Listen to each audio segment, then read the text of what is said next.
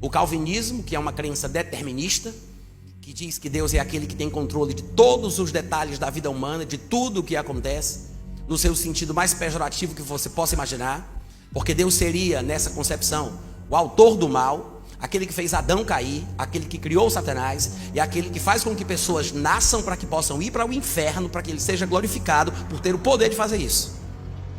Esse é o sentimento mais nojento que existe nessa doutrina, e muitas vezes o povão não entende porque ninguém fala para a gente. Os próprios calvinistas têm vergonha de assumir a sua crença do jeito que ela é, e eles tentam usar palavras mais amenas, eles tentam usar eufemismos para os termos, as colocações, as doutrinas, os pontos, as crenças, e assim muita gente boa acaba se engabelando por esse tipo de abordagem.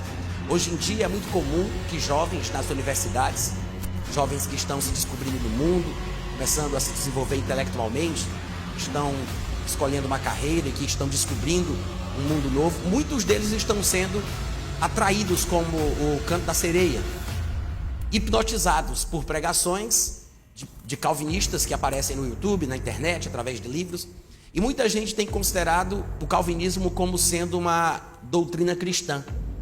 Mas o calvinismo não é cristão, ainda que ele se mascare atrás de termos tirados da Bíblia, e personagens cristãos tenham defendido as ideias deterministas de Calvino, de Agostinho e de outros personagens ao longo da história do cristianismo. O fato é, irmãos, que crer numa suposta dupla predestinação, ou seja, antes de todos os homens nascerem na eternidade passada, Deus decidiu previamente quem ele iria criar para ir para o céu. Deus decidiu quem ele iria criar para ir para o inferno. Essa é a dupla predestinação. São dois destinos duplamente estabelecidos de forma prévia. A dupla predestinação diz que Deus manda uns para o céu e manda outros para o inferno. A Bíblia não ensina isso, ainda que alguns deles tentem usar versículos da Bíblia para defender essa ideia.